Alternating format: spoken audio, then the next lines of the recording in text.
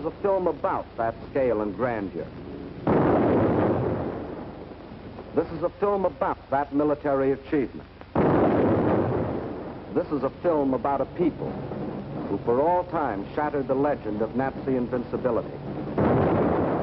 This is a film about victory and defeat. German victory and German defeat.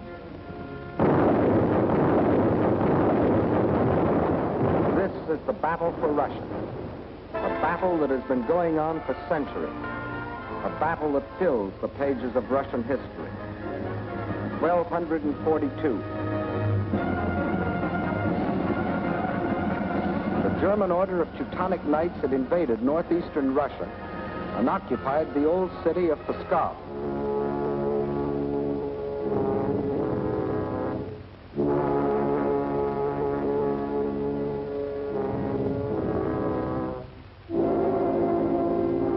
Under the leadership of their Grand Master, von Bock, they threatened to enslave the whole population of that area, including the capital, Novgorod.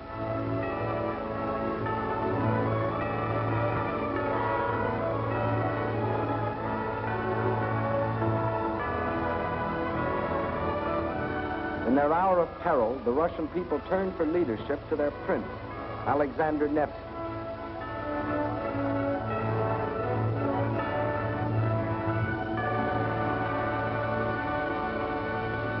And on April the 5th, 1242, on Lake Peipus, the Russians met the might of the German forces.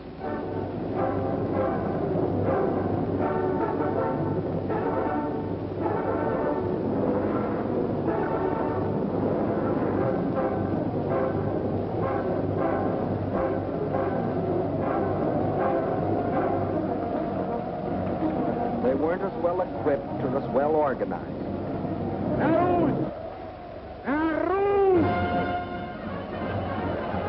But in their hearts was a flaming courage, a flame so fierce that it pierced the German army.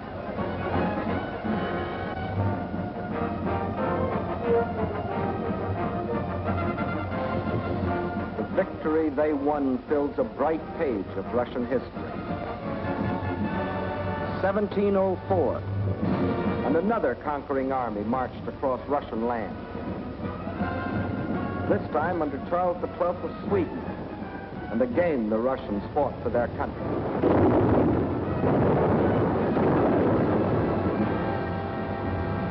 Led by their emperor, Peter the Great, after 5 long years of war, they defeated the Swedes in the historic Battle of Poltava.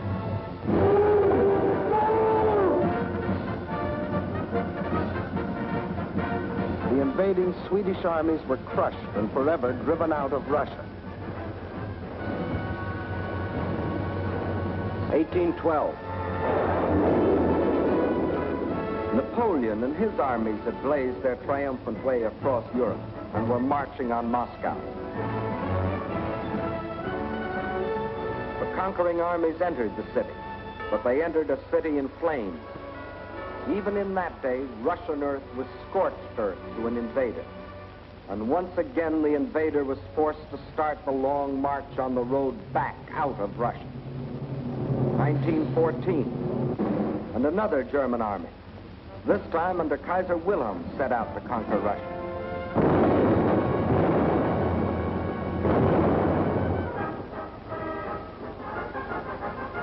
This time, the Russian people, under the regime of the Tsar, were not only fighting German guns, but oppression and corruption in their own country.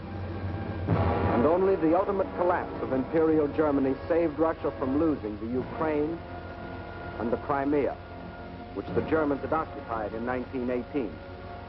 Yes, for 700 years, the Russian people have had to fight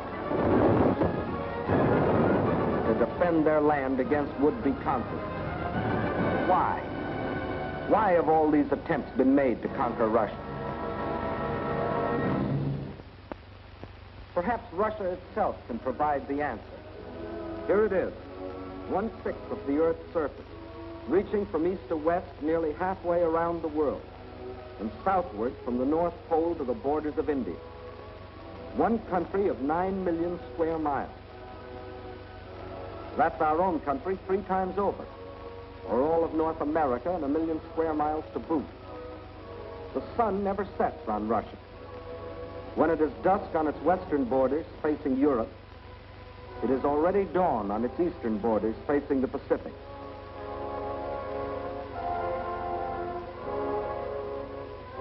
That's Russia, or to be correct, the Union of Soviet Socialist Republics.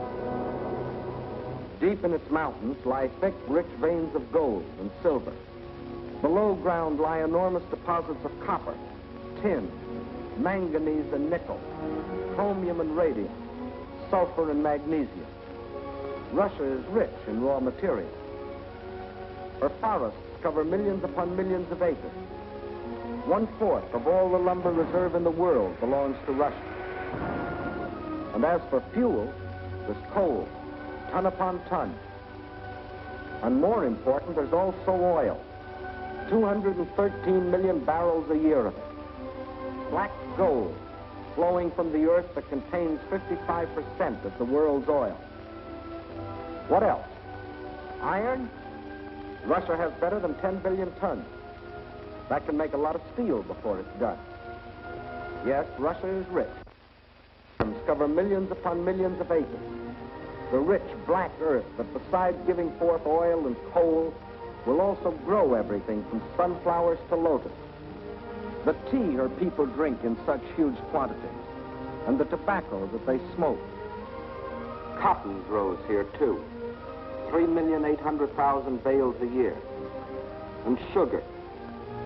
And on the pasture land, the animals grow fat for food and wool for clothing. While on the warm plains, the fields of grain stretch as far as the eye can reach. Corn, oats, hops, rye, and don't forget wheat, 1/3 of the world's best. Yes, Russia is very rich, for it has not only raw materials and the products of its soil. Russia is also people.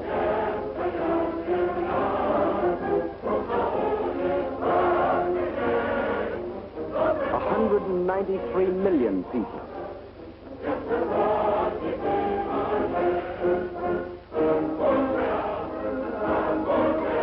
People of every race, color, and creed. People coming from the many different republics that comprise the Soviet Union.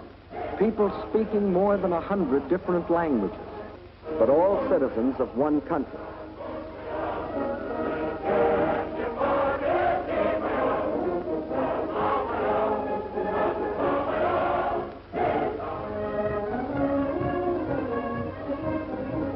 Whether they are the great Russians, the descendants of the first settlers of this vast area, and for 1,000 years its main population, or Cossacks, the famous horsemen from the open plains of the Don River Valley.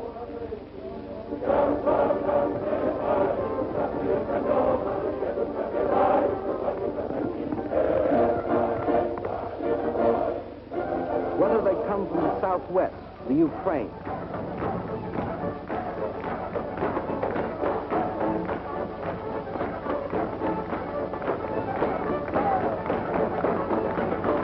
here in the breadbasket of the Soviet Union live the little Russians, better known as Ukrainians, and beside them the Moldavians and Bessarabians.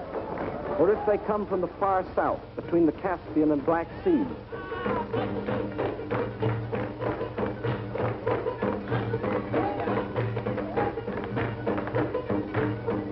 where we find the Armenians and the Georgians, the Ingush, the Cherkess, rugged as the high peaks of their native Caucasian mountains.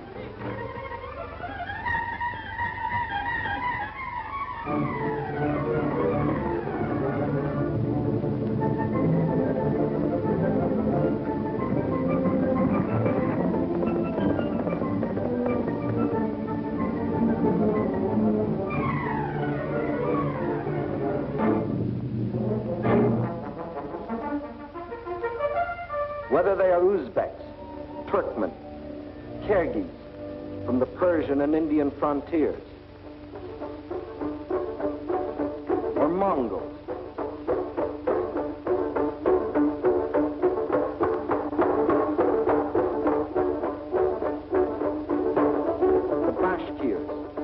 Turco-Tartars, the Buryats, the Yakuts from far beyond the Ural Mountains, or the people of the ice country, hunters like the Zounds, or settlers like the Laplanders. Whether they come from the pioneering wilderness of the far north, or from a great city like their capital, Moscow, where the ancient buildings of an ancient civilization stand beside the modern structures of a modern civilization, where the old Russian droshka still competes with the modern limousine.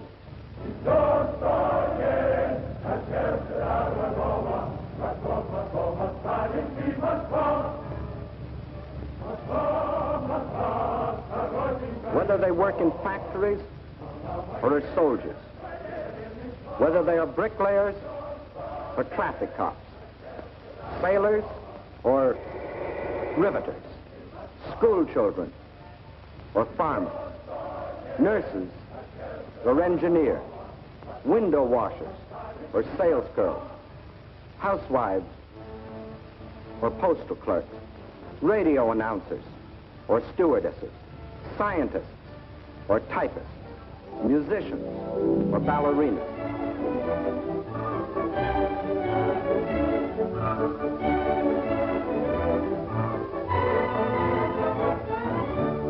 Regardless of what they do or where they live, they all have one thing in common: love of their soil.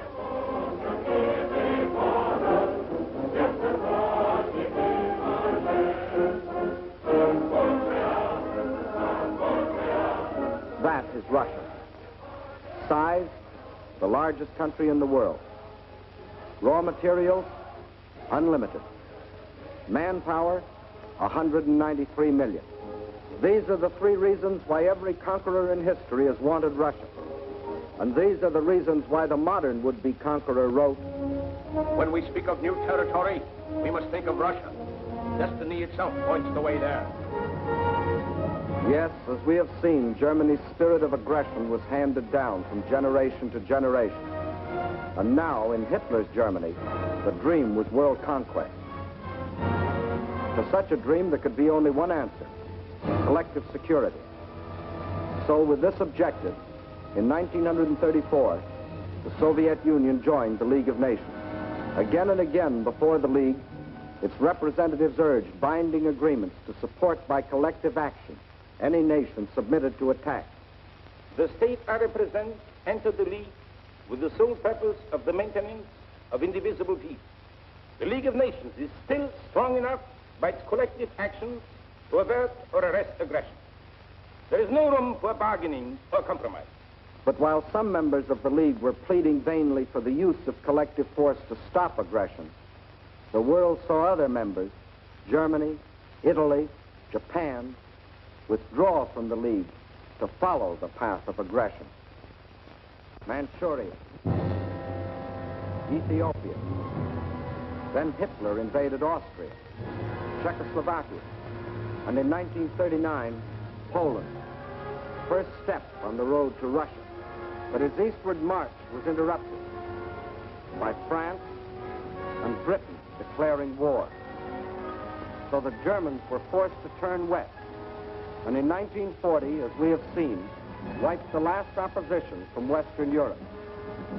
And while the Nazis were unsuccessfully trying to beat Britain to her knees, the German generals were already planning to resume the interrupted Eastern Blitz. The road to Russia was now open. But before that attack, preliminary steps were necessary. South and east of Germany are Hungary, Romania, Bulgaria, Yugoslavia, and Greece. And Hungary had grain, rich fields of it. Grain too good for Hungarians when German soldiers have such good appetite. Hungary had bauxite. Bauxite makes aluminum, and aluminum makes planes. And Hungary had an army. Not the battle-trained German army, but good enough to throw against Russian guns. Romania had not only grain, but oil. And Hitler needed every last drop of it to power his war machine. Romania also had men, more slave labor, more cannon fodder for the attack on Russia. And most important, Romania and Hungary both had Russian frontiers, and Hitler wanted those frontiers in the hands of German generals. Bulgaria didn't have a Russian frontier, but it did have bases. Bases on the Black Sea. Bases for German submarines to prey on Russian shipping. By the spring of 1941, the reactionary governments of Hungary, under the dictatorship of Admiral Horthy, of Romania, governed by young King Michael, who was only a tool in the hands of Hitler's puppet, General Antonescu, and of Bulgaria, ruled by King Boris, always a disciple of German imperialism. All had sold their countries out to Hitler. Now, threatened by a revolt of their peoples, they were only too glad to be protected by Hitler's army. So by March of 1941, German armies were in occupation of Hungary, Romania, Bulgaria. That still left Yugoslavia and Greece. So long as they remained unoccupied territory, they remained the route for a possible Allied counter-invasion. At one of their regular meetings, Hitler had assigned the job of conquering Greece to his stooge, Mussolini. The stooge was delighted. Here was his chance to prove to his people that he too was a conqueror. But he was wrong. Perhaps the uniforms fooled him. Something did. For after the fascist legions had blitzed on one cylinder this far into Greece, the Greeks, in a brilliantly conducted mountain campaign, drove the Italians back and invaded Albania. Hitler was enraged. The failure of his stooge to protect his southern flank was delaying the attack on Russia. He sent a final ultimatum.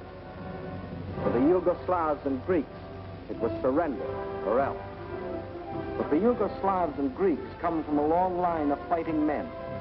Nazi slavery didn't appeal to them.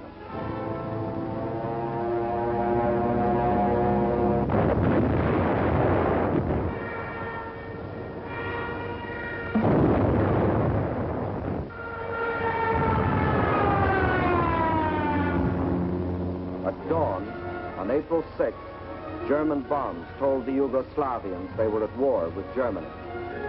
The Nazis and Italians launched a powerful and coordinated attack from all their bases, supported by virtually unopposed aerial bombardment.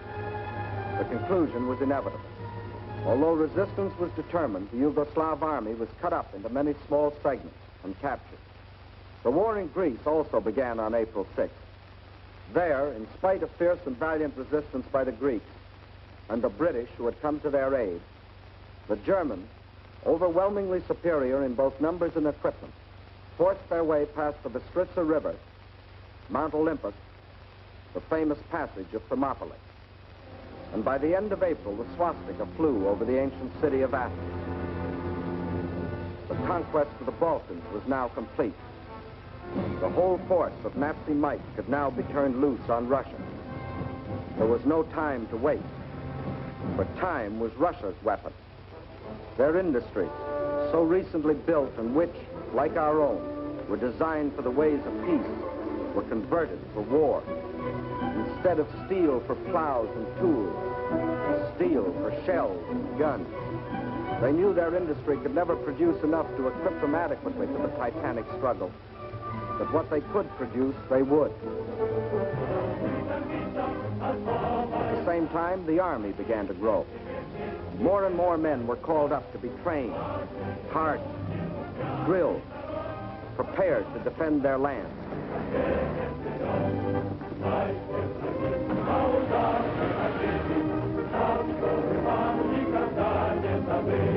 With the conquest of the Balkans, the Nazis had a solid front from the Black Sea to the Baltic, but the Russians had built themselves a buffer to take some of the steam out of the Nazi punch, no matter where it landed. But where would it land?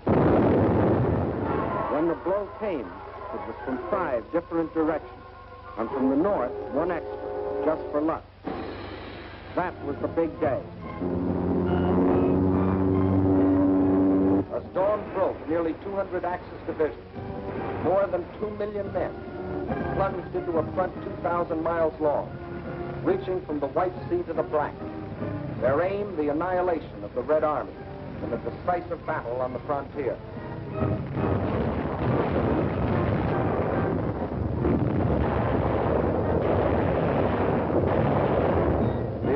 started along the whole length of the front. It was concentrated on three main objectives: Leningrad, Moscow, and Kiev, the capital of the Ukraine. In the first 30 days, von Lieb's forces drove to within 125 miles of Leningrad, while the Finns under Mannerheim, supported by the Germans, began a drive from the north to encircle the city. In the center, von Bock's army plunged 480 miles into Soviet territory. One Russian city after the other was overrun by the invaders.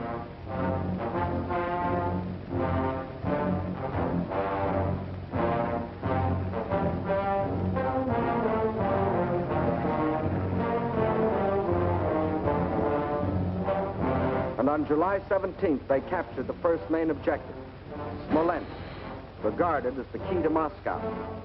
Simultaneously, in the south, von Rundstedt's forces cut deep into the Ukraine. This was blitzkrieg at its best. The world gave Russia another 6 weeks, and the Germans issued a communique. The issue in the east has already been settled. Smolensk is the last halt on the road to Moscow. But then a strange thing happened. For the first time since the mighty German army started its career of blitz, smashing into submission one European country after the other, that same German army came up against a country that did not submit. Despite the fact that Hitler's army swept deeper and deeper into the Soviet Union, and by October the 15th stood practically within the shadows of the Kremlin, despite the fact that the Soviet government and all foreign missions were forced to move to Kuibyshev 700 miles to the east, despite Hitler's triumphant pronouncement, I can say that this enemy is already broken and will never rise again. Despite the fact that by December, 500,000 square miles of Russian territory, an area equal to the entire Middle Western United States, had fallen to the invaders. Yes, despite Russia's loss of her best agricultural areas, her most thoroughly developed industrial plants, millions of her people, thousands of her tanks and her planes, despite everything, those 6 weeks had lengthened into nearly 6 months, and the dread Nazi blitz had spluttered, stumbled, and finally died. What had happened here? Let's try to analyze it. First, in this titanic struggle, not only two armies, but two fighting methods and two strategies came face to face. The German strategy was based on the well-tried Keil and Kessel, or wedge and trap maneuver. One wedge would be driven deep into the enemy territory to hook up with another spearhead driven through to meet it. In the trap thus formed, the victim would be pocketed for annihilation. The German plan in every campaign was to seek a decisive battle at the moment of invasion. A single blow must destroy the enemy without regard for losses. A gigantic, all-destroying blow. Remember the campaigns you have already seen in these films. Poland. The Poles concentrated on their borders. The Blitz broke through. 18 days finished Poland. France. The Allied strength on the borders. The breakthrough at Sedan. And the issue of France was settled. The Balkans. The Yugoslavians rushed to the border. The breakthrough came, and in 12 days, Yugoslavia was gone. The Germans planned the same blitz against the Russians. But the Russians had developed their own strategy, one to take full advantage of the vast area of their land. The Russian strategy was a defense in depth, line after line, far back into the interior.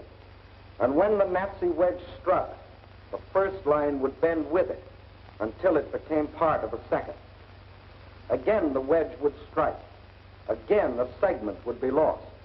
But again, the line would bend until it became part of the third. So the deeper the Germans plowed into Russian soil, the stronger their opposition, until finally they faced an unshatterable wall and were robbed of their chance to hit that all-destroying blow they had counted on. The result? The Germans conquered land and lost the campaign. But the Russian tactics kept the main bulk of their armies intact and made a long war inevitable instead of that quick decision the Germans sought. And the Russians had other tactics that threw the Germans for a loss.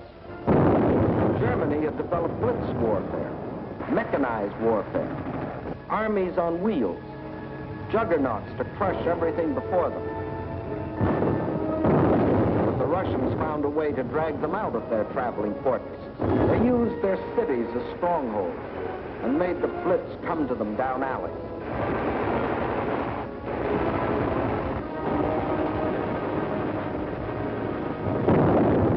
The more a city was bombed, the more impassable it became to the German panzers. They made the names of these Russian cities as familiar to us as the names of towns in the next county. Rostov, Kharkov, Kiev, Kursk, Smolensk. City after city standing in the path of the Nazi blitz. The Red Army had found a way to make their cities of great strategic importance. Odessa, scene of an heroic siege of more than 2 months, held up the whole Nazi thrust into the Crimea. Sevastopol, which resisted every attempt of the Germans to break through. Here, for 8.5 long months, the Russians fought for the town, inch by inch, barring the Germans from the great Black Sea naval base located there. And finally, when the Germans entered the town, each district was defended street by street. Each street house by house.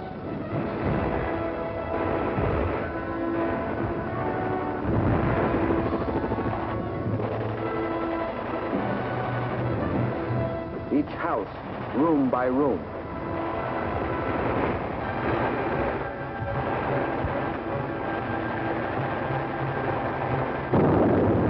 The Russians knew their cities would be demolished, but their objective was not to save cities, but to destroy Germany. A high price to pay for a copy of Mein Kampf. So the Germans were forced out of their armored shells to fight and to die in the hand-to-hand combat they thought they had abolished. There was another item the Germans had overlooked. They overlooked people. And generals may win campaigns, but people win wars.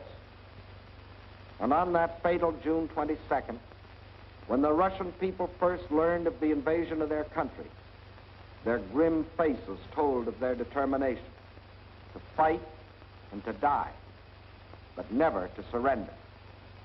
They knew this wasn't a question of who occupied what piece of land. This was a question of life or death. This war is not an ordinary war. It is the war of the entire Russian people, not only to eliminate the danger hanging over our heads, but to aid all people groaning under the yoke of fascism. So the alarm was spread to factory and farm. And from every Russian town and village, men poured forth to answer the call. From now on, one thing mattered and one thing only: victory. Total war meant total mobilization. Not war just for soldiers, but war for everyone. Young or old, male or female, made no difference. Age had nothing to do with it. If you were only 12 years old, there was work for 12-year-olds to do. Sex had nothing to do with it. If you could hold a rifle, you were a soldier. If you could turn a lathe, you were a soldier. If you could harvest the fields, you were a soldier. If you could handle a locomotive or pilot a ship or guide a tractor, you were still a soldier. For everything you did was part of that total war. Nothing that the enemy could use was left behind. Not a yard of wire or a pound of iron. Not an acre of wheat or a head of cattle. And the old men stood watch over the fields, ready to give the word to burn at the first sight of the enemy. Scorched earth. What can't be withdrawn must be destroyed. That meant the factory, the plants, the oil depots. Flames claimed them all. The giant dam at Dnipropetrovsk, into which had been poured not only steel and concrete, but 5 long years of Russian toil and Russian sweat to yield the miracle of electricity to the farms and people of the Ukraine. Now, rather than let the power it generated fall to the enemy, they destroyed it. Scorched earth, the land they had lived on and worked on, their forests, their fields, their farms. They surrendered them to the flames, but not to the invaders. That was the scorched earth. And for action behind the German lines, a new army was formed. An army without uniforms, whose home was the forest, and whose front was the enemy's rear. The guerrilla army. A minimum of glory and a maximum of determination. Their achievements were seldom recorded. Look well at these faces. You will never see them again in the ranks of war prisoners or read their names over heroes' graves. Ahead of them lay nothing but the rope and the halter, but they stayed behind and went on fighting. Their only goal was merciless destruction. Destruction of communication lines, supplies, the invaders themselves. Their weapons were dynamite and the terror of surprise.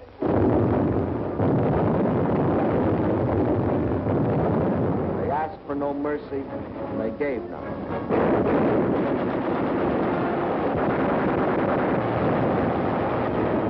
This is the guerrilla army. This, the scorched earth. This, the Red Army. These, its leaders.